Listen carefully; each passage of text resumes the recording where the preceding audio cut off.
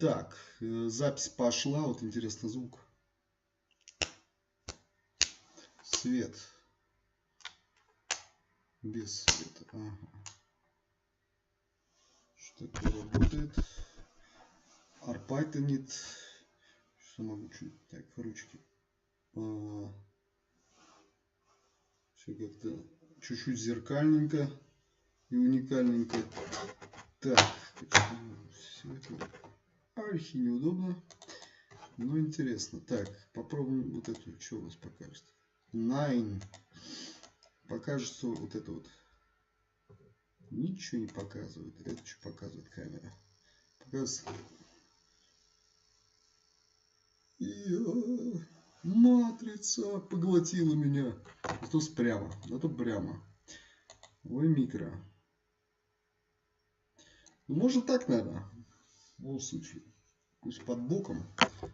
Чуть вот так вот сделать. И все. Можно вот так в камеру смотреть. Здравствуйте, товарищи. Так. Там разрешение 640 на 480, как в лучших домах, так сказать, прошлого Лондона и сегодняшнего Парижа. Однако, пока здравствуйте. Так, здесь, конечно же, полностью рабочий, так сказать, раб-стол поменять чуть-чуть. Тефлончик сюда поставить. Так, что у нас тут видно? Ага, вот такой объем камеры. Обжор. Автор жжет.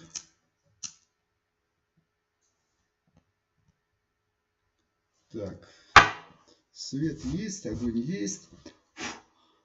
Пыль есть. Что еще нужно-то? Ну, допустим, ОК нажмем. Что он еще хочет сюда вставлять? Захват оконца. Какого окна, не понятно. Захват экрана. Ну, допустим. Отпустим. Я, конечно, не вижу, что там показывается. Но вот еще. Так, смотрим. Прежде чем выйти в эфир, подключить прямых трансляций. Настройка трансляции. Ну, допустим. Скачайте видеокодер. Скопируйте ключ трансляции. Я его скопировал, а толку-то. Также потребуется URL трансляции. Запустить потоковую подачу. Ну, окей. Здесь все как синхронизируем. Малая задержка. Ну, допустим, наименьшая задержка поставим. Дополнительной задержки нету. Отсутствует. Напишите в чат. Пишу в чат. Отправить. Что там еще можно? Прикрепить. Опросы, вопросы. Ладненько. Так, далее, что в нашей программе?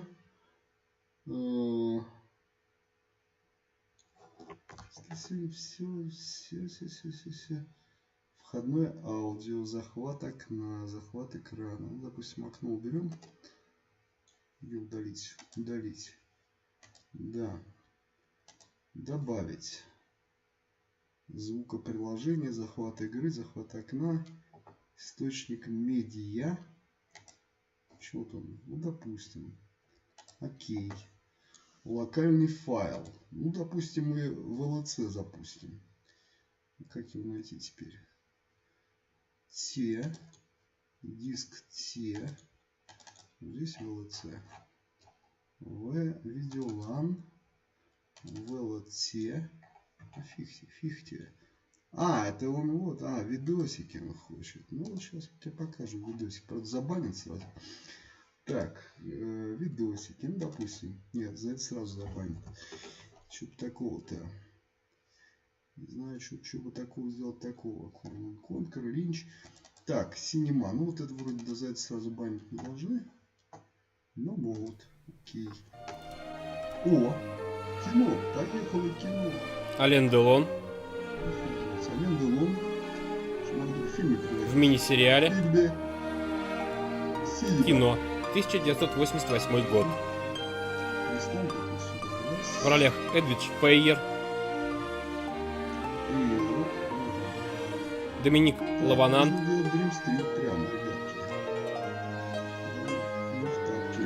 Серджио Кастелитто,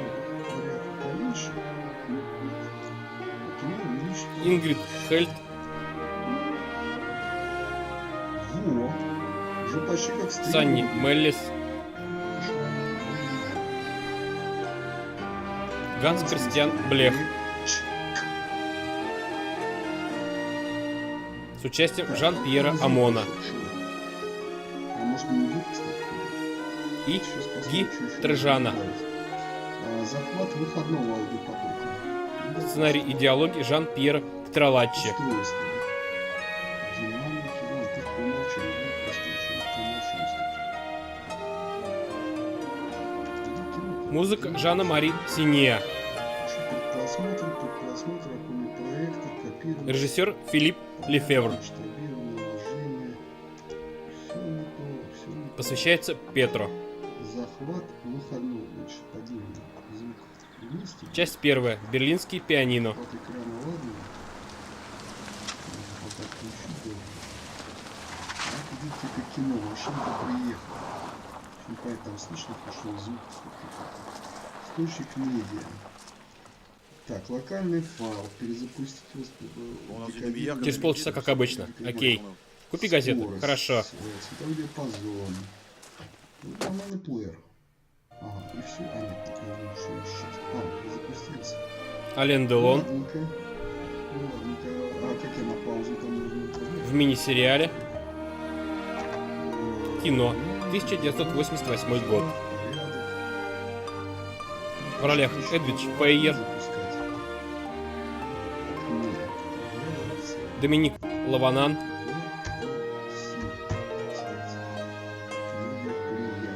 Серджио Кастелитто, Ингрид Хельт,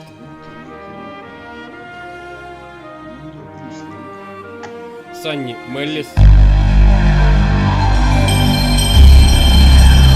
Ганс Кристиан Блех. С участием Жан-Пьера Амона. Exing. И Ги Трежана. Сценарий и диалоги Жан-Пьера Тралаччи.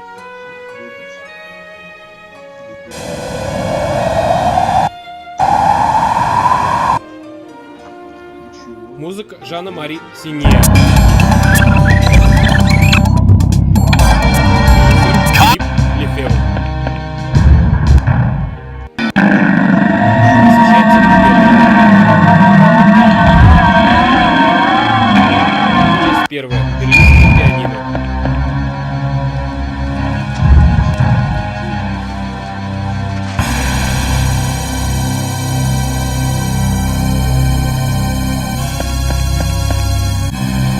Your pass, Lieutenant.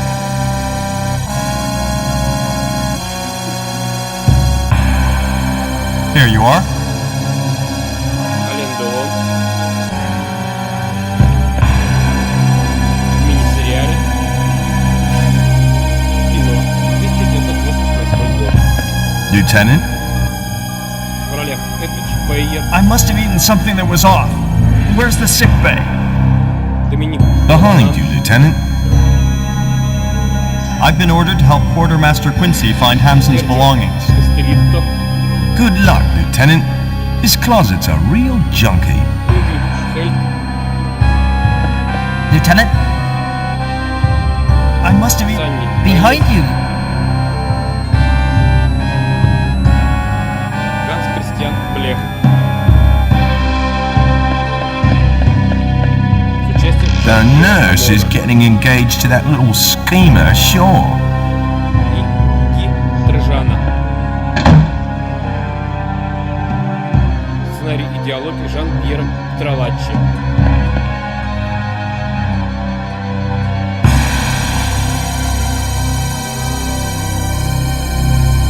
Музыка Жана-Мари Синья. Режиссер Филипп Лефевр. Посвящается Петру. Часть первая. Берлинский пианино.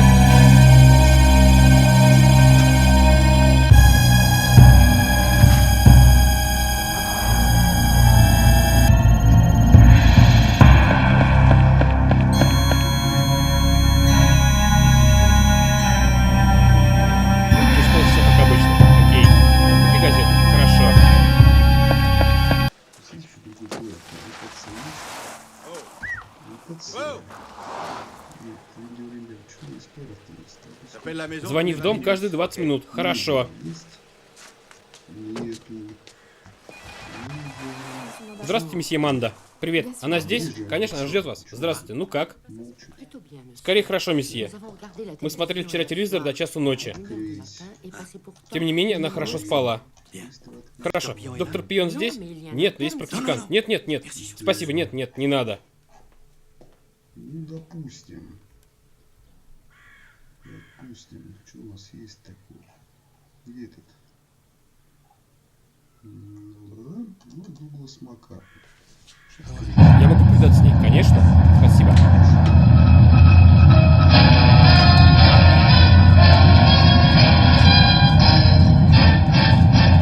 The United States Army presents Моложе. a Да, big вот ты picture. совершенно пиво и скажи ему это. An Вступай. official report Подумай produced только, for 10 the лет armed уже так. forces and the Я уже American 30 лет, я people. попал сюда одновременно с ней. Now, to show you Теперь part of the тогда big даже picture, закончил интернатуру. here is 32 Sergeant года. Stuart Queen. Сколько же она денег за это время здесь оставила?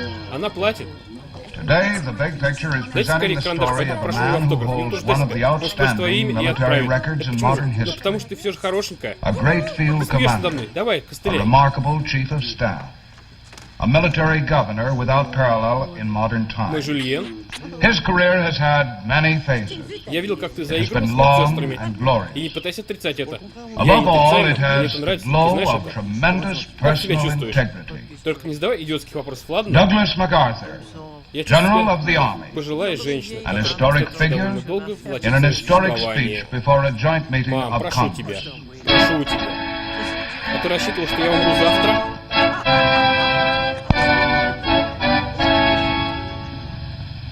I am Ну не closing спрашивай меня, как я себя чувствую. my 52 years Извините. of military service. Спасибо. Как вас зовут? Калет? Калет, прекрасное имя, а? When I Но, Калет, joined the скажу вам по army, секрету, вы никогда не станете официанткой. even before the Не turn of the терзайте девушку, century, Жюльен. Лучше дай ей что-нибудь.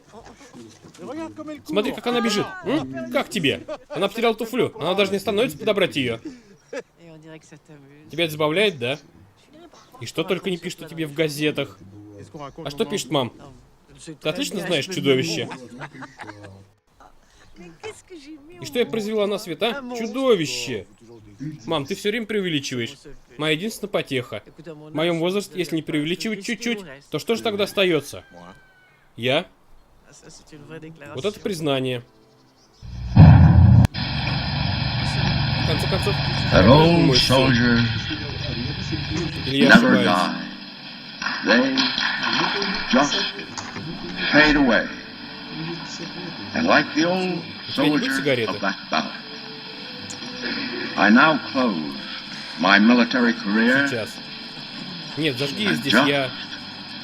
fade away. An old soldier who tried to do his duty as God gave him the light to see that. Нет, спасибо. Goodbye. Ты просто до сих пор таскаешь с собой сигареты, ты это обещал мне. Мам, ну... Ты зануда, мам, просто зануда. Это черта нашего времени. The name of General Douglas MacArthur cannot fade away. It shines forth brilliantly Ладно, on some of the most вернемся к серьезным вещам. glorious pages of our history. Как приняли твой последний фильм? Now, this is Он Sergeant вышел всего Stuart 3 часа Queen, назад. Откуда я могу знать? inviting you to be with us Послушай, сынок, again for another look. я много лет провела в психиатрической лечебнице, но я еще знаю, что красиво, а что нет. Вот что здорово, когда ты сумасшедший. Ты даже не замечаешь, что на тебя смотрят. Что ты на это скажешь? Ты опять начинаешь? Да, я начинаю. Ты продолжай. Еще одна Ave Мария, насколько я поняла. Ты его даже не видела. Ты думаешь, мне надо его видеть, чтобы знать, что это Ave Мария? Я видела рекламу по телевизору, но это по афише. Заниматься такой ерундой. Если The он не United готов, мы можем States говорить об Army этом. presents Я постараюсь помочь. a У меня big будет серия picture. концертов. An official Вы report вместе в produced Австрии, for the в armed Швейцарии. forces and the American people. Там хорошо платят. Now, to show you part of the big picture, here is Sergeant Stuart Queen. Today, the big picture is presenting the story of a man who holds one of the outstanding military records in modern history. A great field commander, Может быть. a remarkable chief of staff, a military governor without parallel in modern times. His career has had many phases. It has been long and glorious. Ты не сказал мне. Above all, it has the glow of tremendous personal integrity. Douglas MacArthur, General of the Army, an historic figure in an historic speech before a joint meeting of Congress.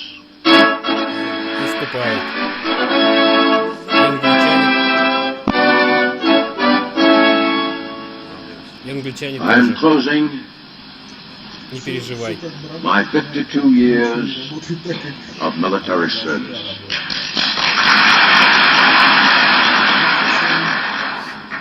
When I joined the Army, Боже, как же even before the turn of the century,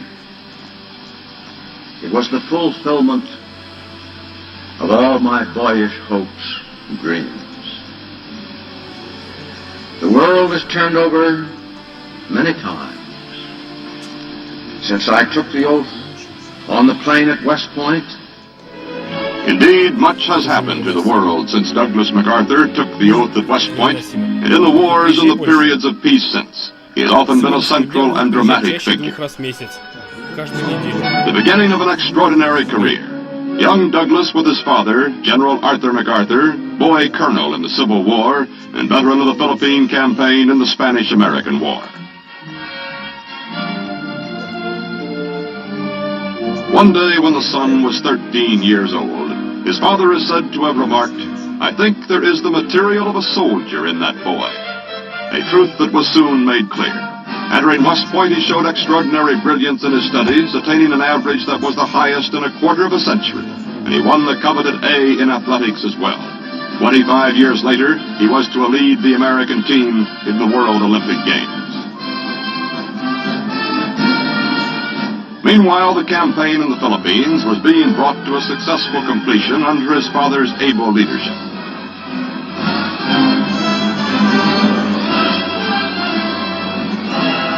The son was eager to visit these battlefields, and after West Point, his first assignment was to survey areas of these islands. One of these was the Bataan Peninsula, where he was to fight many years later in a desperate but heroic struggle.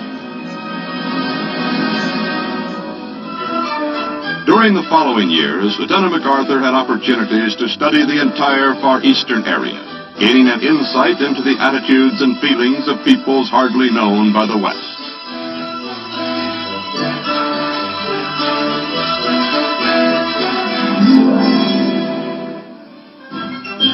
At the beginning of World War I, the plan was to use only regular army divisions to oppose the powerful German army.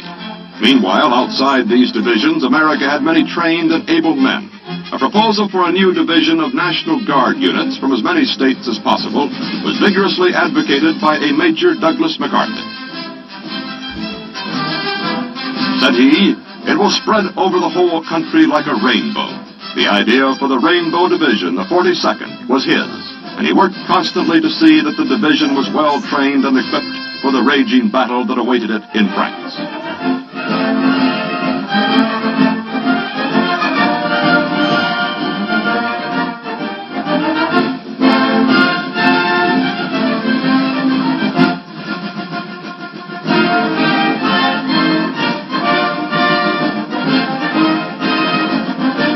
Rainbow Division moved up to the front. Its full readiness, through the efforts of Colonel MacArthur, the division's chief of staff, was to prove fortunate indeed. It was during this period, too, that an impressive battlefield tactician began to prove himself and to foreshadow a great military future.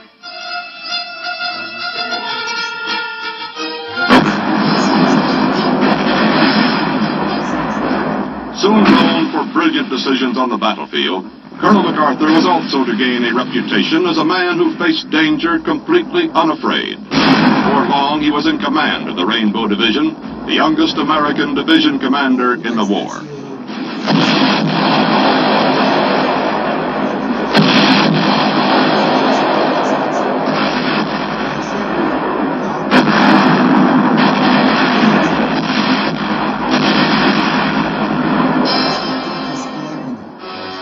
Twice wounded, twice gassed, he won more awards for valor than has ever been awarded to an American soldier, and was acclaimed by the Secretary of War and General Pershing as the greatest frontline general of the war. Returning to West Point, he became the youngest superintendent the Academy had ever had. Here he broadened the curriculum to include a full college education and introduced a now widely... 5, 6. Долгая задержка-то.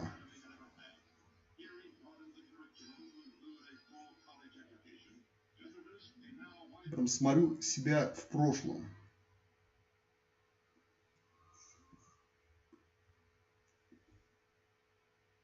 Ладно, себя в прошлом еще можно увидеть, а себя в будущем таким же образом. Еще нам смогла дать эта самая тема АБС. Морду, звук с плеера. Это можно закрыть. Плеер VLC только играет. Устройство захвата экрана это есть. Захват выходного аудиопотока. Ну, это, наверное, вот это то, что там плеер говорит. Захват входного аудиопотока это микрофончик, встроенный в ноутбук. Захват экрана это есть.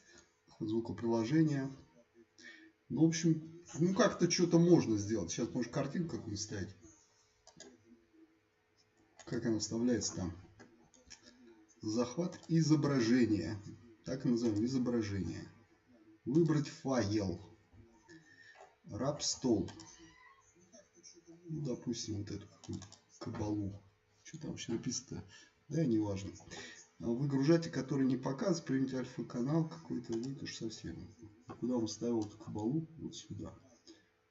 Так, это тоже есть.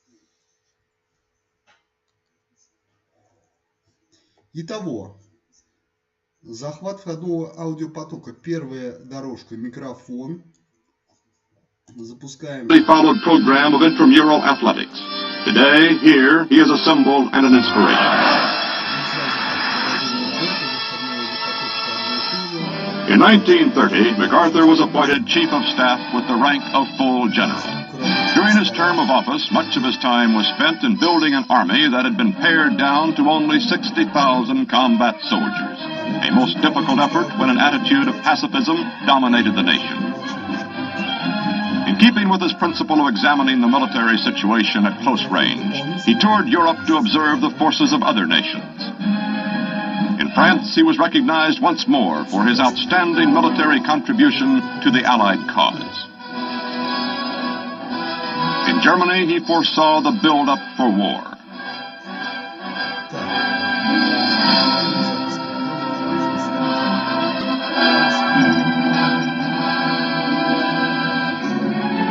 Back home, he begged his country and Congress to realize that the United States was in danger. As Chief of Staff, he foresaw the need for a new type of army, mechanized, mobile, and insisted that our defense force become capable of rapid expansion. Recognizing his abilities, President Roosevelt broke precedent by reappointing the youngest Chief of Staff we have ever had to a second term.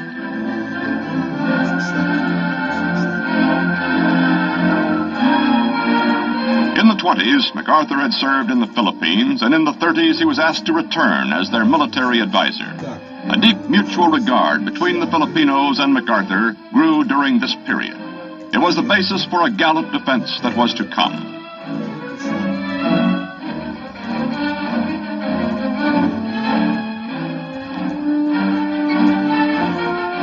In 1935, he began a 10-year plan to build up the defense of the Philippines. In World War II, it was to be these forces that MacArthur would lead in a desperate fight, and on this ground.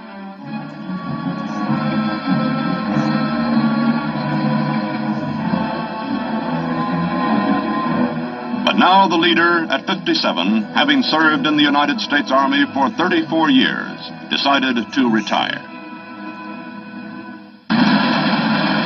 4 years later, it was as though his military career were just beginning.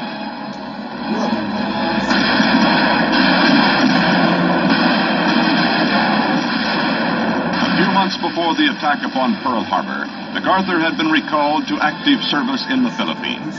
On the day after Pearl Harbor, the Philippines, too, were under attack.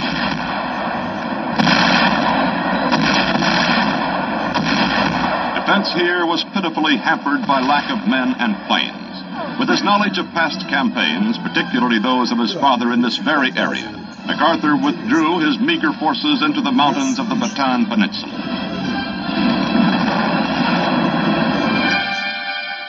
From the rocky fortress of Corregidor, he directed an operation as crucial as any in the war. This early campaign in the Philippines, the heroic fighting by a lonely army of Filipinos and Americans for almost half a year, caused a critical delay in the Japanese timetable of attack.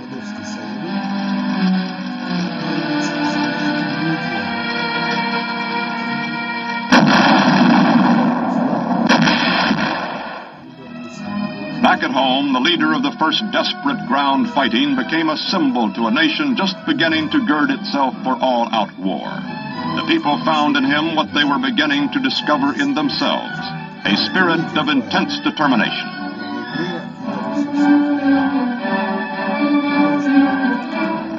Suddenly, MacArthur was ordered by President Roosevelt, who regarded him as our greatest general, to leave to carry on the fight from Australia.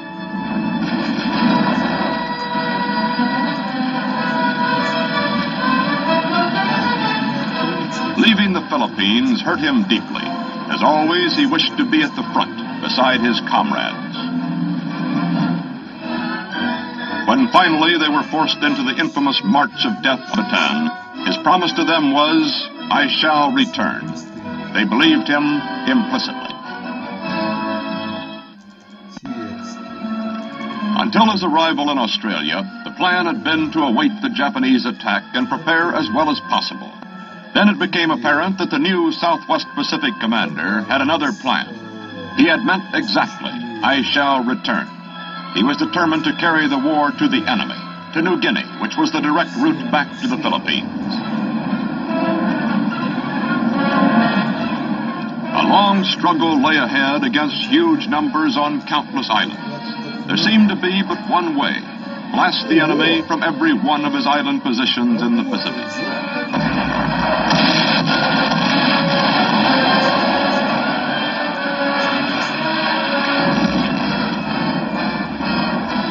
Victories came, but they were costly. Was there some other way? Knowing the area, knowing the enemy, utilizing all our air and naval skill, the commander developed his plan to capture only a few key positions on the way to the Philippines. Now, against these key positions, the pattern of attack. First, heavy preparatory fire to soften up the objective.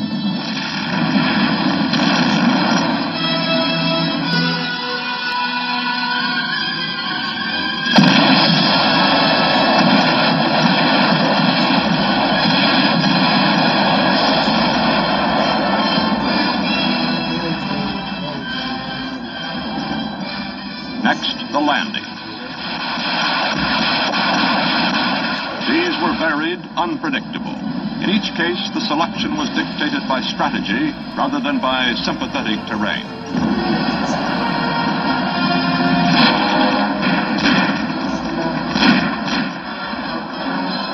There were many beaches. Some were ideal, hardly more than a matter of getting one's feet wet. Meanwhile, the gain was tremendous, the enemy never having expected us to come ashore here. There were other shores, many of them wicked.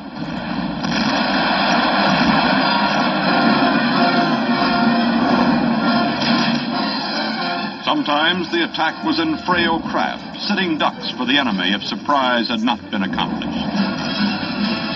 On another beach, amphibious tractors. Continually the envelopment, the flank attack, decisions, difficult ones, boldly made, based upon unique knowledge and experience. In addition, a mastery by MacArthur of combined operations of the three arms, the key to modern warfare.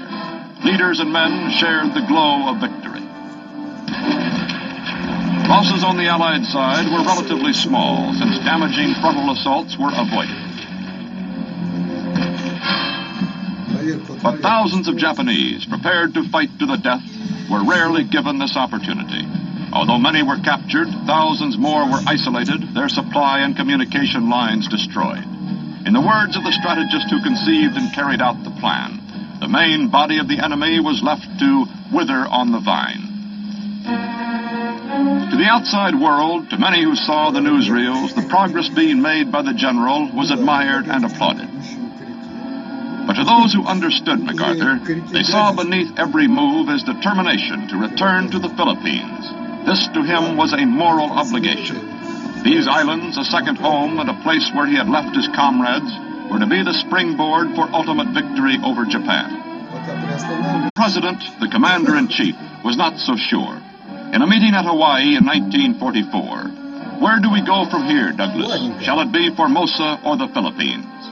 In the discussion with Admiral Nimitz and the President, there were many urgent military reasons for the choice presented. And one less tangible reason for going into the Philippines presented by MacArthur.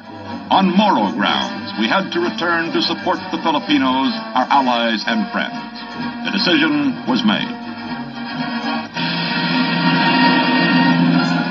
Leyte Gulf, 41 years before, as a newly commissioned engineer, Lieutenant MacArthur had made a survey of this area, its potentiality and needs in case of war.